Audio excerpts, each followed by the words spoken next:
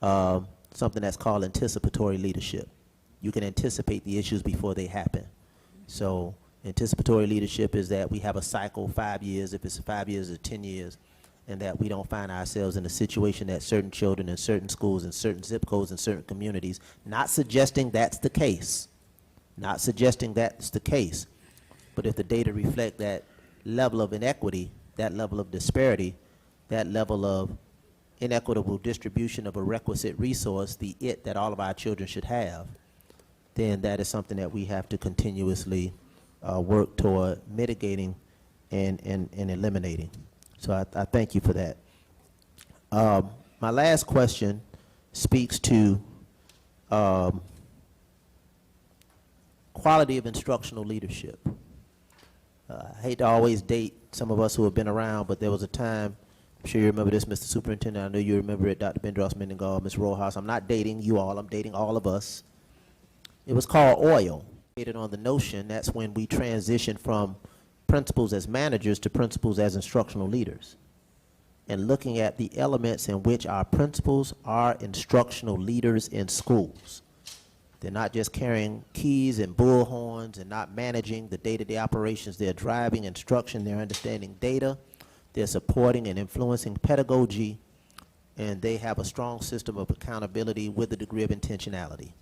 So my question is, what are the approaches to support district-wide, and I'm not talking specifically ETO, district-wide strategies for the enhancement, amplification, and strengthening of instructional leadership among our school leaders, because that's where the drive is going to be. Through the chair. Ms. Superintendent, follow up, Madam Chair?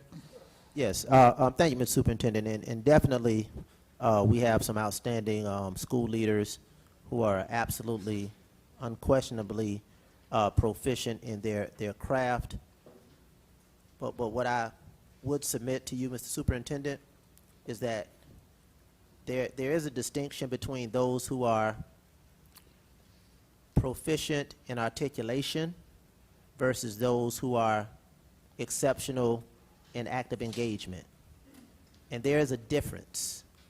Some can articulate the data points, but I'm talking about, and I'm not going to make a big deal, I'll go offline about some of the questions. I'm talking about day-to-day, not when the superintendent is there, not when the board member is there, not when the region superintendent is there. Day-to-day actionable engagement. Instructional leadership, as many of us know, is not just a concept. It is something that has to be demonstrated as practice. And there may be some observations of proficiency in terms of articulation, but I think there are some tremendous opportunities for proficiency in active engagement on a day-to-day basis. And I'll just say this. When you visit a school, you can't unsee some of the things you see. And I'll leave it at that. I can't unsee some of the things that I may see. I can't unsee that. And is it a bad day? Maybe. But I've been around long enough to know whether it's a bad day or whether there's a delta in some actual practices that represent all of the things that we want to see in our schools and that we expect of our principals as instructional leaders. And I'm not just talking about principals, I'm talking about school leaders. And it varies from one to the next. I just want to maintain my integrity to this whole notion of NEAT, notify, explain, assist, and timeline. And assist and support is really what I'm trying to hone in on. And I know we've been away for a while through virtual, so classroom walkthroughs may be something that people got to get reacclimated to. If you're a brand new principal, now you were an assistant principal, maybe curriculum wasn't your area. Maybe you're over facilities, maybe you're over athletics if you're at the secondary level. So I'm just submitting that as an observation, as I always will. I can't divorce myself from my experiences, and I can't divorce myself from what I see or don't see. So again, I'll follow up. Thank you for the conversation. Madam Chair, thank you for the level of engagement.